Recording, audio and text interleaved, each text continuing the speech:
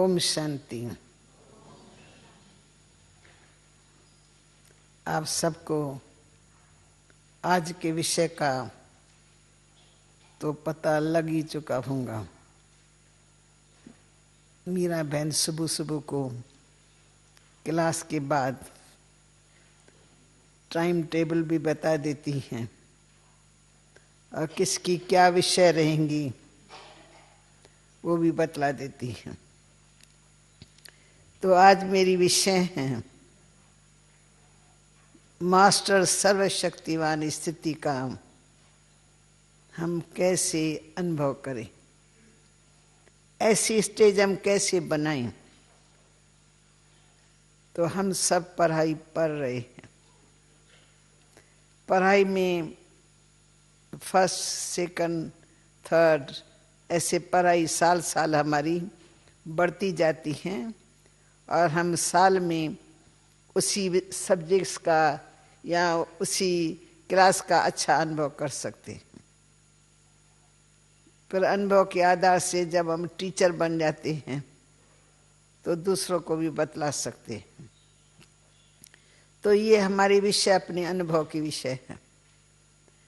जब पहले दर्जे में आते हैं, शुरुआत होती है, तो पहले सोल कॉन्शियस स्टेज का हम अच्छा अनुभव करते हैं। इससे पहले अज्ञान काल में तो बॉडी कॉन्शियसनेस में रहते ही रहते हैं। मालूम है बॉडी कॉन्शियस में क्या क्या होता है। खुशी भी होती है, गम भी होता है, मन का भी भान होता है। कुछ अपमान करते तो उसका भी बहुत फील होता है। कोई दुख आया है तो दुख का भी गहरा अनुभव, तो सुख सामने आता है तो अलग काल के खुशी का भी हम अनुभव करते हैं। तो ये सब है बॉडी कॉन्शियसनेस की निशानियां। वो तो हम सब अज्ञान काल में थे ही। परंतु जब शिव बाबा ने हमको अपना बनाया और अपना पूर्ण परिचय दिया, तो हमको सबसे पहले हमारा परिचय दिया कि बच्चे तुम कौन हो।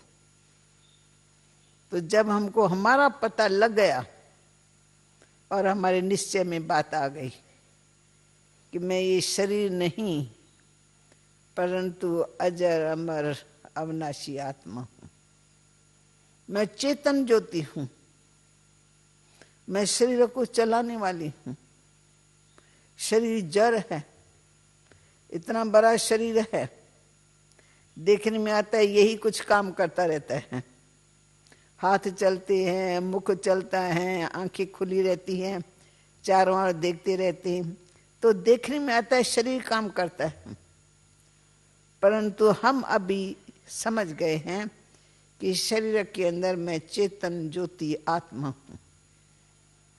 मैं आत्मा ही ये काम कर रही हूं। आत्मा ही शरीर को नचा रही है। आत्मा निकल जाए एक सेकंड में तो इतना बड़ा शरीर कोई काम का नहीं, बिल्कुल जड़। ये चीज जैसे परी है, परी है, इसको कोई भी उठावे ये कुछ नहीं बोलेगा। ये फील नहीं करेगा कि ये लड़का क्यों मेरे को उठाता है, या मैं नहीं फील करूंगी, क्योंकि ये है ही जड़। जिसकी चीज है वो आपे उठाएगा करेगा, हमको इनके बारे में नहीं चलता है संकल्प। परंतु इस शरीर को जो चेतन है उसमें आत्मा के होने से इसको कोई हाथ भी लगाता है तो हमारे क्वेश्चन उठते, इसने हाथ क्यों लगाया, किस भाव से हाथ लगाया। तो पता लग जाता है कि इस शरीर की मालिक मैं चेतन ज्योति आत्मा हूं। मैं कैसी आत्मा हूं? आत्मा को अपने विशेषताओं का पता लग गया कि सारी सकाश मुझ में है। मैं ही सुनती हूं, मैं ही सोचती हूं, मैं ही देखती हूं और मैं ही सब कर्मेंद्रों से कर्म कराती हूं। तो मैं इस शरीर के अंदर हरता करता हूं, सुख दुख का अनुभव मैं करती हूं। परंतु ज्ञान मिलने से हम दुख से दूर हो रहे हैं और शांति का अनुभव करते आगे बढ़ते जा रहे हैं। क्योंकि शांति हमारा स्वधर्म है, शांति हमारा स्वस्वरूप है और हम शांति के सागर के बच्चे हैं। इसलिए शांति हमारी अपनी चीज है। जो चीज हमारे साथ रहनी चाहिए, हमारे पास रहनी चाहिए। तो ये पहले मालूम नहीं था। अब सोल कॉन्शियस में रहने से ही हम ये सब शक्ति अपने आप में अनुभव करते जाते हैं कि शांति मेरा स्वरूप है, मेरा स्वधर्म है। मैं शांत हूं, मैं शांत हूं। तो शांति में हम अपने मन को एकाग्र कर लेते हैं। मन शांति का ही अनुभव करता रहता। शांति धाम की वासी हूं तो शांति धाम का भी आत्मा यहां बैठे अनुभव करती है, क्योंकि आत्मा का घर शांति धाम है। आत्मा का पिता शांति का सागर है। तो अपनी शांति के सागर पिता का भी हम अनुभव कर लेते। तो पहली स्टेज है सोल कॉन्शियस। ज्ञान में आने से सोल कॉन्शियस स्टेज का अनुभव करते और वो अथॉरिटी अपने आप में अनुभव करते कि इन सब कर्म इंद्रियों की मैं राजा हूं। ये माइक मेरे सामने है, परंतु माइक में बोलने की ताकत नहीं, सुनने सुनाने की ताकत नहीं। मैं बोलने वाली हूं, मेरा आवाज आप तक पहुंचे उसके लिए एक साधन है, परंतु इसमें अपनी कोई चेतनता नहीं है। जड़ है, साधन है। चेतन मैं हूं। क्या बोलना है, कितना बोलना है, कैसा बोलना है, ये सब मुझ में ही भरा हुआ है। तो इसको हम कहते हैं सोल कॉन्शियस में रहने से सर्व कर्म इंद्रियां अपने कंट्रोल में रहती हैं। कोई भी कर्म इंद्रिय मेरे से बाहर नहीं जाएंगी। अज्ञान काल में मुख से बोल करके, गुस्से में आके कुछ कुछ शब्द बोल के फिर कहेंगे बहन जी मैं माफी मांगती हूं, मैंने बोलना नहीं चाहा परंतु मेरे मुख से शब्द निकल गया। अभी हम ऐसे नहीं बोल सकते कि मेरे मुख से शब्द निकल गया, ये अभी हम बोलते ही नहीं हैं, क्योंकि मुख से शब्द निकलते नहीं हैं, परंतु मुख से शब्द निकाले जाते हैं। मैं मालिक हूं, मुझे मालूम है कि मुझे क्या बोलना है क्या नहीं बोलना है, तो मैं जो बोलना चाहती हूँ वही बोलूंगी। तो बोलने की शक्ति मेरे अंदर है। मैं सुनने चाहूं तो सुनूं आपका, अगर मैं न सुनने चाहूं तो मैं अपना ध्यान कहां भी लगा लूंगी, आपका सुनते हुए भी नहीं सुनूंगी, सुनने से भी परे, क्योंकि मेरा ध्यान उस तरफ नहीं है। मेरी अंदर की इच्छा नहीं है मैं ये सुनूं। तो सुनते हुए न सुनूं ये मेरे हाथ में है। तो इसको हम कहेंगे कर्म इंद्रियां मेरे कंट्रोल में है, मैं कर्म इंद्रियों की राजा हूं। तो इस स्टेज को हम कहते हैं सोल कॉन्शियस स्टेज। फिर उससे ऊपर जाओ, गॉड कॉन्शियस स्टेज। सदा मेरे स्मृति में है कि मैं आत्मा हूं, परम पिता परम ज्योति की संतान हूं, सर्वशक्तिमान पिता की संतान हूं। मैं अपने पिता के समान हूं। जो गुण मेरे पिता में हैं उन सभी गुणों की मैं अधिकारी हूं, मैं मालिक हूं। तो मैं अपने अधिकार से अपने पिता के गुणों को अपने में धारण कर सकती हूं और सहज ही पिता की स्मृति अपने आप में लाती हूं। मैं कितने ऊंचे बाप की संतान हूं। ऊंचते ऊंच चले जाओ सबसे ऊपर, तो ऐसे ऊंचे बाप की मैं संतान हूं। मैं अपने पिता के समान हूं। जो मेरे पिता के गुण है वही मेरे गुण है। वो सागर है, मैं उनकी संतान हूं। बच्चों में माता पिता के गुण होते ही है स्वाभाविक। तो हम सर्वशक्तिमान बाप के बच्चे अपने पिता के समान हैं। तो गुणों को स्मृति में लाने के लिए संबंधों को स्मृति में ले आते हैं। किसकी संतान हूं, कौन हूं और किसकी संतान हूं? मैं सर्वशक्तिमान बाप की संतान हूं, गुणों के सागर पिता की संतान हूं, मैं ऊंचते ऊंच पिता की संतान हूं। तो इस स्मृति को जितना हम प्रैक्टिकल में स्मृति में ले आते हैं, धारणाओं में ले आते हैं, उतनी हमारे में शक्ति बढ़ती है। ऊंची स्मृति से ऊंची स्थिति, नीची स्मृति से नीची स्थिति।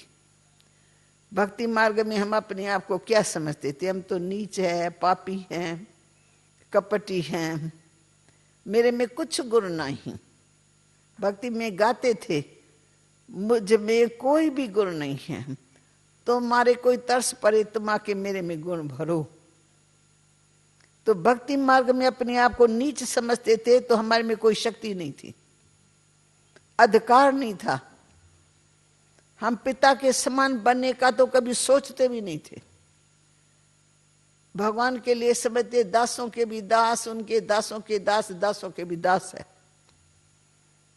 परंतु बाबा ने स्मृति दी कि तुम दासों के दास नहीं हो, तुम डायरेक्ट मेरे बच्चे हो, मेरे समान हो। मैं निराकार हूं, सर्वशक्तिवान हूं, तो तुम आत्मा भी निराकार हो, तुम सर्वशक्तिवान हो। मैं परम धाम का मालिक हूं, शांति धाम का मालिक हूं, तो तुम बच्चे भी परम धाम के मालिक हो। तो परम धाम की बाबा ने स्मृति देके ऊंची स्मृति से हमारी स्थिति को ऊंचा बना लिया। ऊंचा नशा चढ़ा है, ऊंचे धाम की रहने वाली हूं। ये कौन सा धाम है? आज भारतवासियों को नशा रहता है कि हम भारत की संतान हैं, भारत माता हमारी माता है, हम माता के पीछे कुर्बानी करेंगे, मरेंगे मिटेंगे, परंतु हम अपनी माता की संभाल करेंगे। तो उनको जब नशा चढ़ता है तो वो काम करते हैं, जोश में उमंग में आ जाते हैं, उनको ऊंची स्मृति रहती है। तो हम तो ईश्वर के बच्चे हैं प्रैक्टिकल में, परम धाम के वासी प्रैक्टिकल में।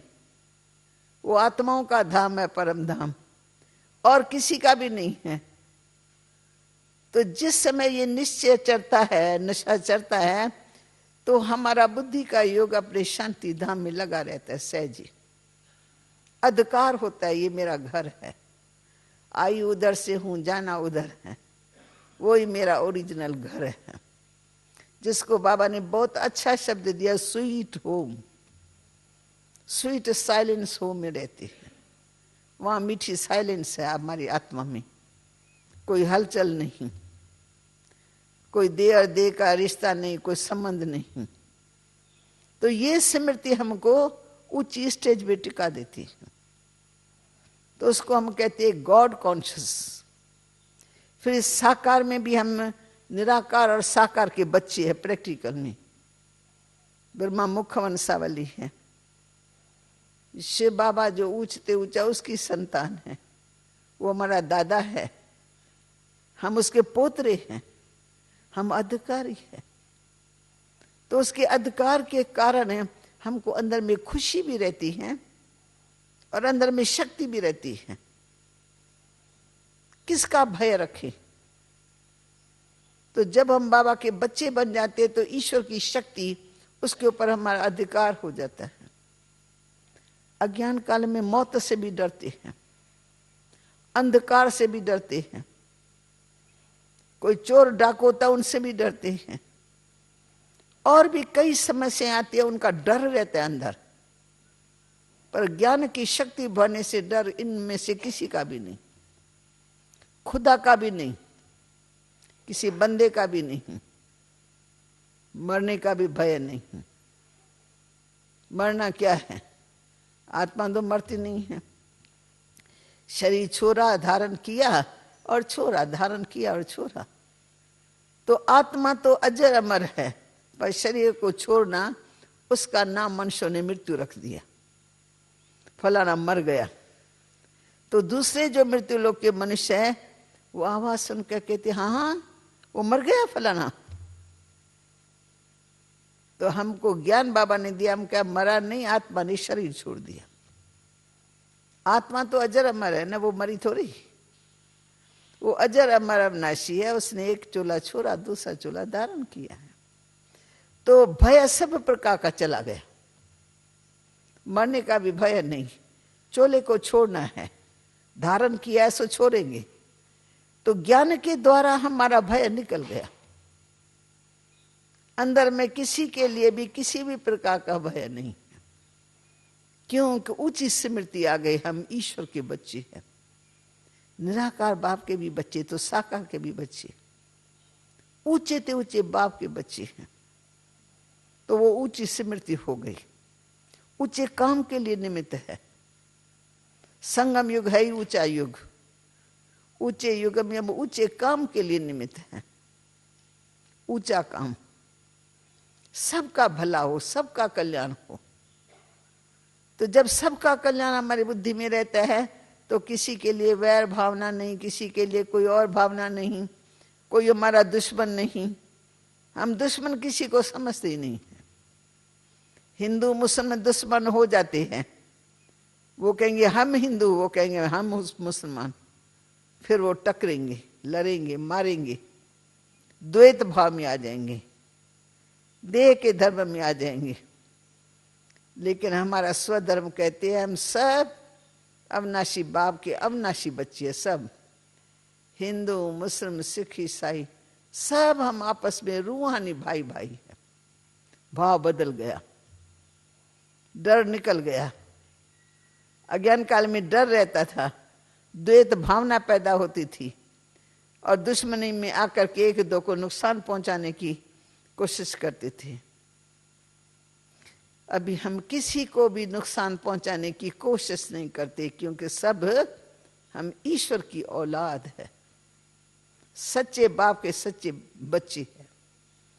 तो ये ऊंची स्मृति, गॉड कॉन्शियस स्मृति, वो हमारे में गॉड के गुण पैदा कर देती है, सद्भावना पैदा हो जाती है, माया जीत बनने की शक्ति पैदा हो जाती है, विकारों को जीतने की शक्ति आ जाती है, दुख से छूटने की शक्ति, बंधन मुक्त। मुझे आत्माओं को कोई का भी बंधन नहीं है। परम धाम में पिता के साथ में थे, बंधन मुक्त थे। फिर स्वर्ग में आए तो भी बंधन मुक्त थे। आधा कल्प बंधन मुक्त रहे, सुख के संबंध में रहे, परंतु बंधन मुक्त थे। द्वापर कलयुग में आने से कर्म बंधन बढ़ता गया। हर विकार के वशीभूत काम किया, हर विकार के वशीभूत काम किया, तो हमारे बंधन बनते गए। इनसे दुश्मनी तो उससे दोस्ती, तो दोस्ती का भी बंधन, लगा का बंधन, और उससे दुश्मनी की तो उसका भी बंधन। फिर कहाँ ईगो टकरता है, कहाँ लगाव में फंस जाते हैं, कहाँ इच्छाएं अंदर बहुत पैदा होती है, मुझे ये चाहिए, ये चाहिए, ये चाहिए। तो जब ईश्वर के बच्चे हैं, ये स्मृति में संगम युग, ये हमारा अंतिम जन्म ईश्वर का है। वो ही हमारे माता पिता हैं, वो ही हमारे सखा स्वामी हैं, वो ही सर्व संबंध में हमारा साथी है। जब ऊंची भावना में रहते हैं ना, तो अंदर ऊंची शक्तियां पैदा होती हैं, ऊंचे संकल्प पैदा होते हैं। ऊंचे संकल्प माना सब बातों से परे। अगर हम इस कॉन्शियस में है, मैं क्रिश्चियन हूं, मैं हिंदू हूं, मैं सिख हूं, मैं ईसाई हूं, तो ये बॉडी कॉन्शियसनेस है, देह का धर्म है। देह का धर्म माना हद में फंस गए, हद में। ईश्वर के बच्चे माना बेहद में। बेहद घर के मालिक हैं, परम धाम के मालिक हैं। और ये सृष्टि हमारा हाँ खेलने का मैदान है, सारा मैदान हम सबका है। सब इस मैदान में खेलने के लिए आते, बस ये हमारा ओरिजिनल घर नहीं है। तो सब हदों से बुद्धि पार चली जाती है, सब हदों से बुद्धि पार। तो बेहद में जो रहेगा वो शक्तिशाली स्टेज में रहेगा, उसको दुख नहीं फील होगा। जैसे हमारे यहाँ ये मुसलमान हिंदुओं का लड़ाई झगड़ा लग रहा है, तो जो हमारे पास रहने वाले भाई ब्राह्मण, उनको भी लगता है हाँ मुसलमानों ने ऐसा किया, मुसलमानों को सीधा करना चाहिए। तो मैं उनसे पूछती हूं, तुम अभी अपने आप को क्या समझते हो? हिंदू समझते हो, मुसलमान समझते हो, क्या समझते हो? अगर तुम ब्राह्मण हो तो तुम्हारे मुख से ये शब्द नहीं निकलना चाहिए। इसका मतलब तुम हिंदुओं के तरफ में हो और मुसलमानों के दुश्मन हो।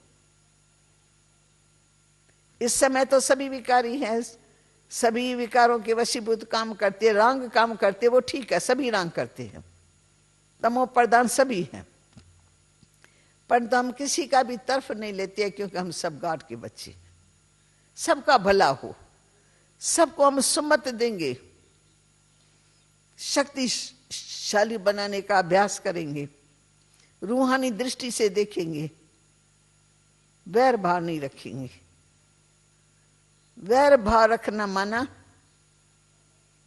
द्वैत में आना, हदों में आना, हदों में। जहां हदें होंगी वहां दुख होगा, जहां हदें होंगी देकर धर्म में आत्मा फंसी हुई होंगी तो उनको अनेक प्रकार के दुख देखने पड़ेंगे। अगर वो सदा बेहद में रहेगा, मैं ईश्वर की संतान, बेहद घर की मालिक हूं और ये सारी मंच सबके लिए है, न सिर्फ मेरा अधिकार है, सबका इक्वल अधिकार है, सबको जीने का अधिकार है, सुख से जीने का अधिकार है। तो हमारा भी फर्ज है सबको सुख का में जीने का रास्ता बताते रहें। ऐसी बुद्धि जब बेहद की हो जाती है ना, बाप समान, तो मास्टर सर्वशक्तिमान स्टेज। बाबा को किसी के लिए है कि ये हिंदू है या मुसलमान है? शिव बाबा किसी के पक्ष में है कि हिंदुओं की रक्षा करनी है, मुसलमान को मारना है? बाबा के लिए हिंदू मुसलमान दोनों उनकी संतान है, दोनों को सद्बुद्धि देना ये बाबा का काम है, दोनों को शिक्षा देना, उनकी रक्षा करना, दोनों की रक्षा करना, ये शिव बाबा का काम है। इसलिए उसका नाम ही है विश्व कल्याणी। तो हमको विश्व कल्याण के स्टेज में रह के सब हदों से अपने आप को पार ले जाना है। बार बार अपनी स्मृति को ऊंचाई की तरफ ले जाओ कि मैं मास्टर सर्वशक्तिमान, मेरा बाप सर्वशक्तिमान है, बेहद का मालिक है, सबसे निर्बंधन है, कोई बंधन नहीं है, कर्मातीत है, कोई लेप छेप भी उसके ऊपर नहीं है। तो ऐसी ऊंची स्थिति, उसका यही अभ्यास करना है कि मैं मास्टर सर्वशक्तिमान हूं। तो मास्टर सर्वशक्तिमान में ज्ञान, योग, धारणा, सेवा सब संस्कार बढ़ जाती है, सब गुणों की शक्ति बढ़ जाती है, सब शक्तियां उसके कंट्रोल में रहेंगी। जिस समय जैसी शक्ति को यूज करना चाहेगा वैसे करेगा, क्योंकि वो ऊंची स्मृति में रहता है, हद की स्मृति में नहीं है। हद हमको गिरा देती है, हद में मनुष्य दुखी होते हैं, मेरे तेरे में दुखी होते हैं। भगवान के लिए मेरा तेरा है ही नहीं, मेरे सब बच्चे हैं। तो जब भगवान की भाषा मेरे सब बच्चे, ये सारा संसार मेरा परिवार है, तो मास्टर सर्वशक्तिमान आत्माओं की स्टेज कितनी बेहद की होनी चाहिए कि सारा संसार मेरा परिवार है, कोई मेरा दोस्त, कोई मेरा दुश्मन है ही नहीं, सब मेरे भाई है रूहानी। तो बेहद का भाव पहुंचने से हमारा कोई भी विकार का अंश पैदा नहीं होता उसमें। जब बुद्धि हद में अटक जाती है तो वो अंश पैदा हो जाते हैं। फिर सब विकार पैदा होते हैं। विकार हमारी शक्तियों को नष्ट कर देते। तो मैं कहती हूँ हमारी मास्टर सर्वशक्तिमान स्टेज ये फाइनल स्टेज है। आत्मक stage, soul conscious stage, God conscious, ये फर्स्ट और सेकंड स्टेज है। पर लास्ट स्टेज कौन सी है? सब बंधनों से मुक्त मास्टर सर्वशक्तिमान। कोई हद की बात का अटकाव न हो, का बुद्धि का झुकाव न हो, कोई प्रकार की आकर्षण न हो। कोई आकर्षण भी होंगे ना तो हद में बुद्धि फंस जाएंगी। मेरे तेरे में होंगे तो भी बुद्धि फंस जाएंगी। तो हम साकार में बाबा को देखते हैं। जब बाबा गृहस्थी था, बाल बच्चेदार था, परिवार में रहने वाला, तो बुद्धि लटकी हुई थी। मैंने खुद बाबा को देखा, भगवान तो था नहीं ना, मनुष्य था, भक्त था। तो स्त्री से बहुत प्यार, पोतरों से प्यार, दोतरों से प्यार, उनको घुमाना है, फिराना है, खिलाना है, पिलाना, सब में बुद्धि अटकी हुई थी। मान भी चाहिए, शान भी चाहिए, कोई ऐसा काम न करे जिसमें नाम बदनाम हो। तो बाबा साकार में थे, मनुष्य रूप में स्टेज में थे, तो बाबा के अंदर ये भावना थी। पोतरों में भी प्यार, दोतरों में भी प्यार, मिल्कियत से भी प्यार, अपने मान का भी रहता है। मेरा कोई अपमान न करे वो भी फीलिंग थी। परंतु जब बेहद का बन गया, बाप समान स्टेज में आ गया, तो मुस्कुराता रहा। ये सब बातें सामने आएंगी। मास्टर त्रिकालदर्शी के स्टेज पर खड़ा हो गया। इतना ऊंचा काम करेंगे तो जनता तो जरूर बिगड़ेंगी। इसमें कोई मर भी जाए तो भी कोई बड़ी बात नहीं। तो मरने के ऊपर भी जीत थी, मरने का भी भय नहीं कि क्या होगा, ऐसे न हो तो मैं मर जाऊं। इतने ऊंचे काम के लिए ऐसी परीक्षाएं भी आ सकती है कि इंसान मर भी सकता है। तो मरना क्या है? तो मृत्यु पर भी जीत थी, मनुष्यों की बातों पर भी जीत थी। कोई आवाज ने बाबा को परेशान नहीं किया। गाली कभी एक भी नहीं खाई होंगी लौकिक में। शानदार व्यक्ति था, परंतु भगवान का बना तो गाली भी खानी पड़ी। हाँ, हाथ नहीं लगा सके। ये वंडर था कि बाबा को दूर दूर तो गाली देते रहे, लेकिन सामने आकर के कोई बाबा को पकड़ ले या बाबा के शरीर को हाथ लगावे या बाबा के साथ कुछ ऐसा करे, ऐसा नहीं किया। लेकिन बाबा ने अपने शरीर को भगवान के हवाले कर रखा था कि जिसने मुझे निमित्त बनाया वही मेरा शिक्षक, वही मेरा रक्षक बैठा है। ये काम कोई मैं अपने मन मत से थोड़ी कर रहा हूं। इतना ऊंचा काम मन मत से कैसे करेगा? शिव बाबा के मत पर यह काम किया, स्थापना का। तो विल पावर थी बहुत। कभी एक गाली नहीं खाई होंगी, लेकिन मास्टर सर्वशक्तिमान के स्टेज पर आने से गालियां गालियां, खूब गालियां खाई। परंतु गाली खाते हुए भी बाबा अपनी निराकारी स्थिति में, जैसे जानता है कि ये गाली खानी ही पड़ेगी, उसका जरा भी प्रभाव बाबा के चेहरे पर नहीं आता था।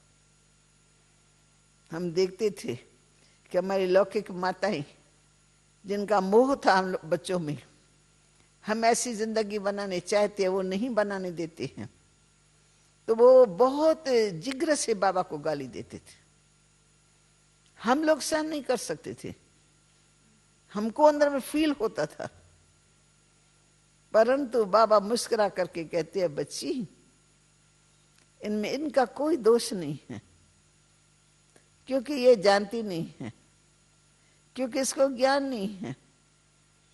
तो इसलिए इनको बाबा का परिचय दो। अभी ये निर्दोष आत्मा है। तो बाबा मीठी दृष्टि से, उसको रूहानी दृष्टि से ऐसी दृष्टि देता था जो उसकी आत्मा शीतल हो जाए।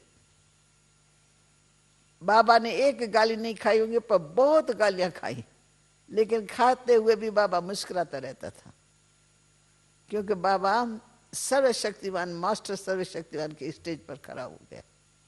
भगवान को मनुष्य कितनी गाली देते हैं, देते हैं ना। किसी का बच्चा मर जाता है छोटेपन में, किसी का पति मर जाता है, छोटी आयु है, तो जिग्र से भगवान के प्रति निकलते हैं शब्द, भगवान तुमने ये क्या कर दिया मेरे साथ, तुम बहुत कठोर हृदय हो, तुमने मेरे बच्चे को ऐसे मार डाला, तुमने मेरे पति को ऐसे मार डाला। तो भगवान को डायरेक्ट मनुष्य बोलते हैं, लेकिन भगवान को इफेक्ट नहीं होता। वो जानता है कि मेरे बच्चे अज्ञान में हैं, उनको मेरा परिचय नहीं है, उनको किसी बात का पता नहीं है, इसलिए वो गाली देते। तो जब मास्टर सर्वशक्तिमान की स्टेज आती है तो धारणा बहुत अच्छी,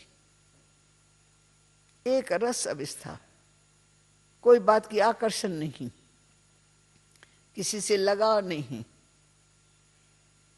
किसी से टकराव नहीं, किसी से वैर भावना नहीं, मृत्यु पर जीत होती है, विकारों पर जीत होती है, कर्म बंधन मुक्त आत्मा। तो अपने मम्मा को बाबा को प्रैक्टिकल में देखा, आज हम अपने नैनों से अपनी बड़ी दादियों को देख रही हूं कि बिल्कुल जैसे कि अपने देह भान से भी परे, निमित्त मात्र काम करना, ये शिव बाबा का यज्ञ है, ये हमारा नहीं, शिव बाबा का यज्ञ, शिव बाबा करा रहा है, मैं कर रही हूं, मैंपन का अंश भी नहीं अंदर, बाबा करा रहा है, बाबा का यज्ञ, बाबा के बच्चे बाबा के यज्ञ में जा रहा है, सफल करना है, सबको कहेंगे यज्ञ में स्वाहा करो, सफल करो, ये धन साथ चलने वाला नहीं है। परंतु उनमें अपना हो न कि ये धन मेरे को देवे, तब दूसरे को वो भावना पैदा नहीं हो सकती है। वो अनासक्त हो के शिव बाबा के यज्ञ के लिए इशारा देंगी, उनका भाग्य बनाने के लिए उनको इशारा देंगे कि भाग्य बनाने का टाइम है, तो अब बनाने की विधि है तो ये है, करना है तो ये करो, लेकिन खुद न्यारी स्टेज में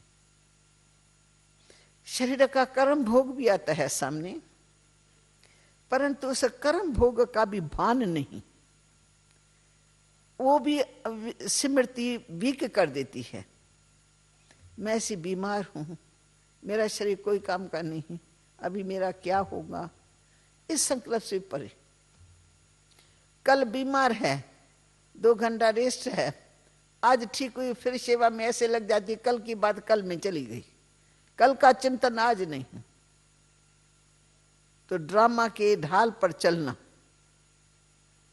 स्थिति को एक रस बनाना, एक की अमर याद सदा रहे। तो बाप समान बनने का जिनको लक्ष्य होता है, उनकी प्रैक्टिकल धारणा पल पल में बाप की स्मृति मदद करती रहती है। ड्रामा को साखी होके देखिए, न कोई हमारा दोस्त है, न कोई हमारा दुश्मन है, न हमको कुछ चाहिए। क्या चाहिए? 5 तत्वों का शरीर है, इसको जितना कम खिलाएं उतना अच्छा, जितना कम पहना उतना अच्छा। इसके लिए ये चाहिए वो चाहिए, इसके लिए नहीं चाहिए, सभी बच्चों के लिए चाहिए, हमको कुछ नहीं चाहिए। तो मन अनासक्त, सदा बेहद की वृत्ति, नष्टो मोहा। बाबा को मोह है कैसे? बाबा को और स्मृति लब्धा। बाबा को ये मालूम है मैं सारे विश्व का पिता हूं, निराकार हूं, निर्विकार हूं, और अहंकार भी मेरे को कहां से आएगा? अहंकार करने वाला ऊंचे से ऊंचा है ही वो एक, उसकी तुलना में और तो कोई सामने खड़ा ही नहीं है। उनका कभी इलेक्शन सिलेक्शन भी नहीं होता है, वो जो है जैसा है सदा उसमें है। तो ऐसी ऊंची स्मृति जब हम अपने में धारण करते रहती है स्मृति, तो वो स्थिति एक रस बनती, बेहद में कोई हद अटकाएंगी नहीं। कहां भी मुख से ये नहीं निकलेगा मेरापन। सेंटर्स हजारों है, प्रैक्टिकल में मैं देख रही हूं कि दोनों दादियां सब सेंटर्स को संभाल रही है, देश के भी सेंटर, विदेश के भी सेंटर। पर बुद्धि में है ये सब बाबा के सेंटर, बाबा के बच्चे। यहां भी सेवा होनी चाहिए, बाबा के बच्चों को जगाए। चलो इतना पैसा पड़ा है, जाको वहां जाके सेंटर खोलो, अनेकों का कल्याण करो। पर मेरा सेंटर वृद्धि को पाए, ये भी मेरी गिनती में आ जाए कि इतने सेंटर। वो तो जैसे औरंगजेब बादशाह था, फलाना बादशाह था, तो सारा दिन इतने गांव मेरे है, इतने शहर मेरे है, तो हद की बुद्धि हो गई। हमारी ये बुद्धि नहीं। तो वर्ल्ड ऑलमाइटी अथॉरिटी के स्टेज में सेवा का भाव रहेगा, कल्याण का भाव रहेगा, परंतु हद नहीं, झुकाव नहीं, लगाव नहीं, सभी बातों से मुक्त। तो हमारा लक्ष्य सदा बेहद का रहे, हद का नहीं। तो बेहद की स्मृति से बेहद की स्थिति बनती, और ईश्वरी ऑलमाइटी के गुण, उनकी गुणों की प्रविष्टता हो जाती है, उनकी बेहद की धारणा पक्की हो जाती है।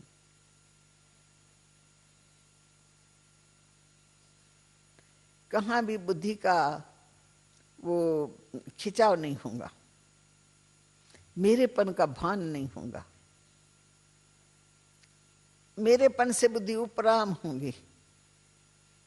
मनुष्य बड़े बड़े महल बना करके कैसे चले जाते हैं, महल किसी के काम में आता है? अगर कोई महल में रहते भी न्यारा रहता है, बिल्कुल न्यारा रहता है, तो उसके लिए क्या होता है? महल में रहते हुए वो महल से न्यारा है, परम धाम का वासी है, बुद्धि वहां अटकी हुई है। अगर यहां पर हम छोटा सा एक स्थान बना के बुद्धि को अटका देते, ये मेरा स्थान है, तो वो स्थान हमको दुख देता है, भूत बन जाएंगे। तो भूत नहीं बनना है।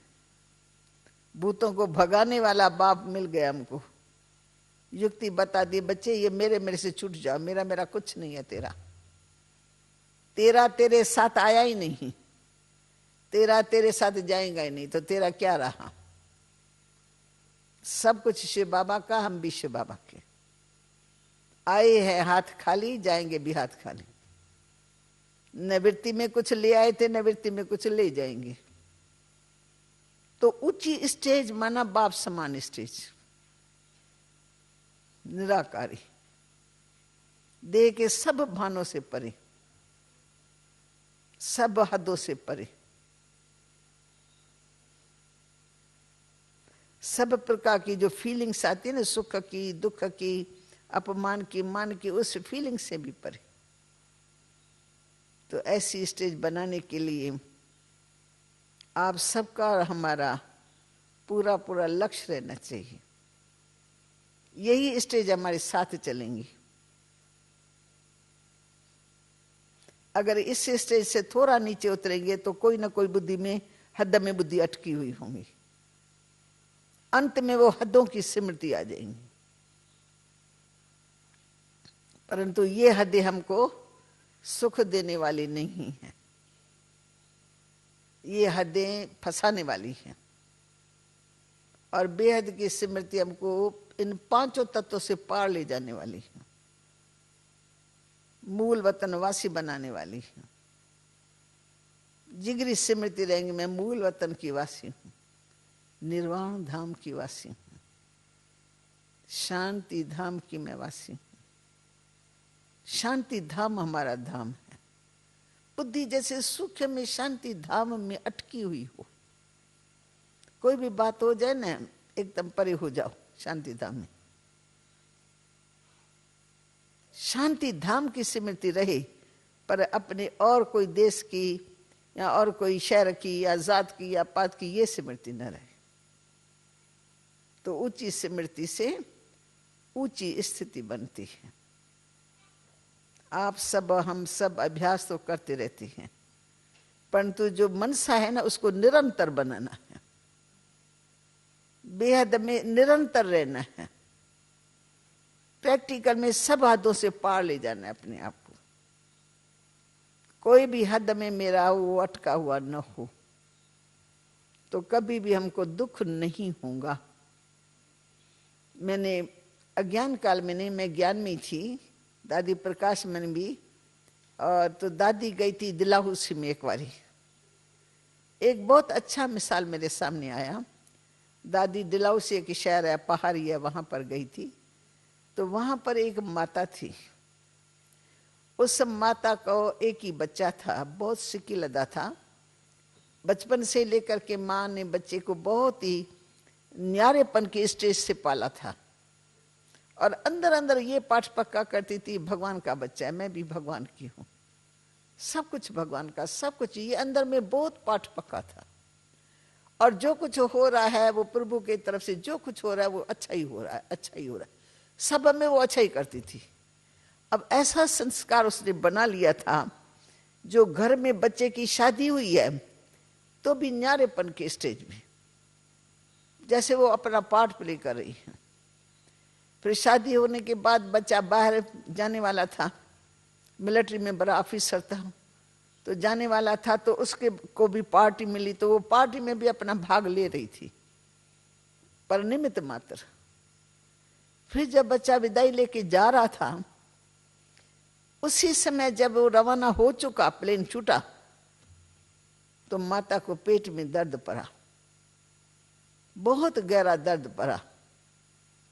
तो एक बुढ़िया माता थी, उसने उसको कहा कि ये तुम्हारे दर्द ठीक हो जाएगा, अभी अभी वो प्लेन में गए ना, जब वो उस स्थान पर पहुंच जाएगा ना, तुम्हारा दर्द ठीक हो जाएगा। तो उसने सोचा ऐसी क्या बात है, बच्चा गया सो गया, अभी मेरे को उसका दर्द क्यों होगा। तो बच्चा जब यहाँ से छूटा तो एक्सीडेंट हो गया प्लेन का, और बच्चे को अंत में माँ की याद आई होगी, कुछ होगा। तो उस माता को जब पता लगा कि प्लेन यहाँ से गया और फौरन ही गिर पड़ा है, तो उसको पता लगा कि वो बच्चा भी मर गया है। तो जैसे पता लगा, दर्द तो बरोबर दूर हुआ, परंतु उसकी अवस्था बहुत अच्छी, जैसे कुछ हुआ ही नहीं है। सब रिश्तेदारों को खुद ही फोन उठा करके सबको बताया, क्योंकि खुशी का मौका था, कुछ आए हुए थे, कुछ मिल करके विदाई लेके जा चुके थे अपने अपने स्थान पर। इसने सबको खबर दे दी। सब बहुत जोर जोर से रोने लग गए उसके सामने। और उस माता ने बड़ी हिम्मत के साथ बोला, क्यों रोते हो, आप क्यों समझते हो मेरा बच्चा था, मैंने तो कभी समझा नहीं था मेरा बच्चा है, मैं निमित्त मात्र पार्ट प्ले कर रही हूं उनके साथ में, परंतु मैंने अंदर में समझा ही नहीं था। बचपन से भगवान का बच्चा समझ करके मैं उसकी निमित्त मात्र पालना कर रही थी। तो आप लोग क्यों रोते हो, ये सोचना भी पाप है। तुम लोग मेरे लिए सोचते हो ये इसका बच्चा था, या वो कहेंगे, बहन कहेंगे मेरा भाई था, वो कहेंगे मेरा भतीजा था, ये सब आपकी रॉन्ग फीलिंग्स है। भगवान का बच्चा था, आया संसार में, पार्ट प्ले करके आज के दिन उसके तारीख में पार्ट पूरा हो गया। तो उसकी शादी करके गया था ना, 2 मास हुआ था, तो उसकी बहू जो थी वो भी समझदार सियानी थी, तो उसने भी रोया नहीं, उसने भी एकदम से जैसे कि जो सीन सामने आती है ना, उसने साखी होकर के देख लिया, बोला मेरा इतना ही पार्ट था इस घर में। तो उसकी अवस्था भी अच्छी रही, माता की अवस्था भी अच्छी रही। फिर माता को ज्ञान हुआ कि ब्रह्मा कुमारी बहनी बहुत अच्छा ज्ञान सुनाती है इसके ऊपर, तो उसने बहनों को बुलाया। फिर बहनों ने वहां जाके सेवा की। सेवा करने के बाद फिर माता ने बात की, बोला मैं एक बात पूछती हूँ, बचपन से लेकर मेरे ये पाठ पक्का किया हुआ था, ये सब प्रभु का है, मेरा कुछ भी नहीं है, और प्रभु की तरफ से जो कुछ होता है वो अच्छा ही होता है। हम कहते हैं ना ड्रामा में जो बना हुआ है वो अच्छा, हम ऐसे बोलते हैं, प्रभु की तरफ से जो कुछ होता है वो अच्छा ही होता है। उस पाठ ने उसको बड़ी मदद की। कहा फिर मुझे ये दर्द क्यों पड़ा, बहनों से क्वेश्चन पूछा कि जब मैं इतनी न्यारी थी, मेरे को मेरापन था नहीं। फिर ये दर्द मुझे इतना क्यों पड़ा? वो जब एक्सीडेंट हो गया तब मेरा दर्द पूरा हुआ। तो बोला चलो तुम्हारा मोड़ नहीं था, उसका तेरे में था? तो बोला हाँ उसका था। तेरा थोड़ा सुख में का और तो नहीं, परंतु वो गुणवान बच्चा बोझ था, तो मेरा उसके गुणों में प्यार था।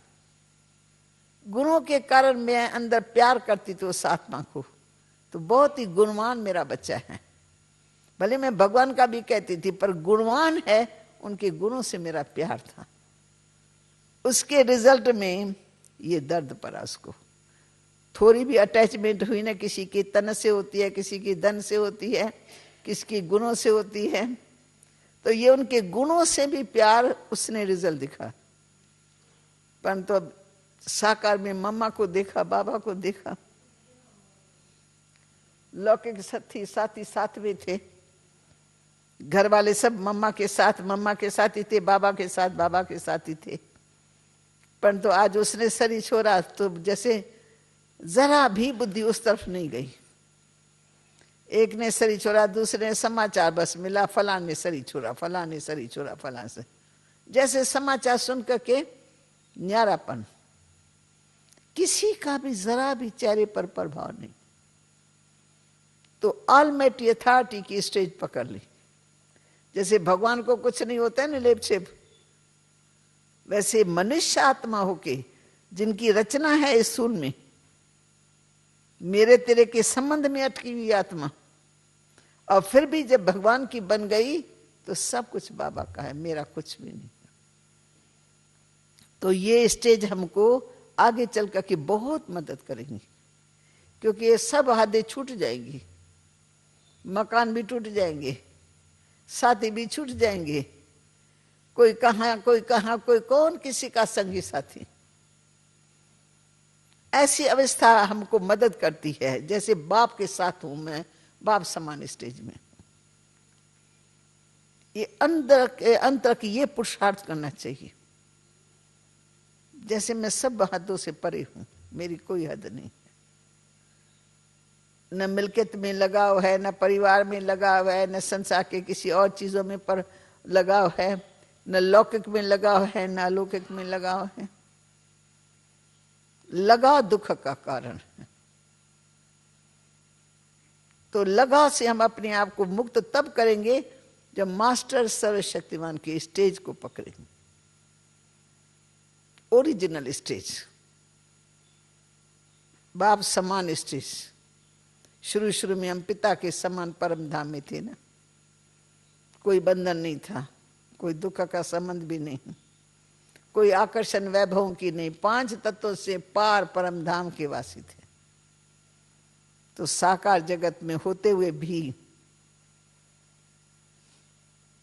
इन सब हदों से पार जब अपनी बुद्धि को ले जाते हैं और सदा अपने आप को बेहद में समझते, बेहद घर के मालिक, तो सारा जगत प्यार उनको करता है। जो भगवान को अपना समझता है तो जगत सारा उसको प्यार करता है। जो जगत को अपना समझता है कि जगत उनसे दूर भागता है। उनको हमारी वो स्टेज नजर नहीं आती, वो कहेंगे तो इंसान की स्टेज होती है। संसार के वैभव से प्यार, संसार के संबंधों से प्यार, ये तो हदों की बातें हैं। जो बेहद में चले जाते हैं उनको सारा जगत प्यार करता है। न्यारापन है, वो खींचता है। तो इस स्टेज का ज्ञान तो हम लोगों को बहुत काल से मिला हुआ है, लेकिन अभ्यास करना बहुत बहुत बहुत जरूरी है। तो जितना हम एकांत में रहते हैं, तो एकांत में सब बुद्धि को सब तरफ से हटा के बाप समान स्टेज में ले जाओ। वार वार साकार में आते हुए भी वो सिमरते रहे, मैं वहां का मालिक हूं, परम धाम का मालिक हूं, परम धाम से यहाँ सिर्फ पाठ बजाने आए हूं, ये सब मेरे पाठ के साथी हैं, सदा का साथी कोई नहीं। तो ऐसी स्मृति से हम अपनी स्टेज भी अच्छी बना सकेंगे, न्यारे भी रहेंगे और प्यारे भी रहेंगे। जो न्यारा रहता है वही सबका प्यारा रहता है। जो सबका प्यारा रहता है वो न्यारा हो नहीं सकता। सिर्फ सबका प्यारा भी नहीं बनना है, पर न्यारा बन करके फिर प्यारा बनना है। तो न्यारेपन की स्थिति अर्थात निराकारी स्टेज। निराकारी स्टेज माना सर्वशक्तिमान, मास्टर सर्वशक्तिमान की स्टेज। तो इस प्रकार के अच्छे सुंदर विचार तब आते हैं जब बेहद में हम अपने आप को ले जाते हैं। ओम शांति।